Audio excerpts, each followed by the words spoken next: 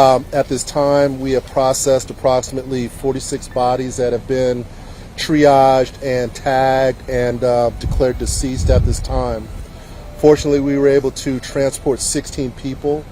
12 of those are adults and 4 pediatric. All of them were conscious at the time upon transportation.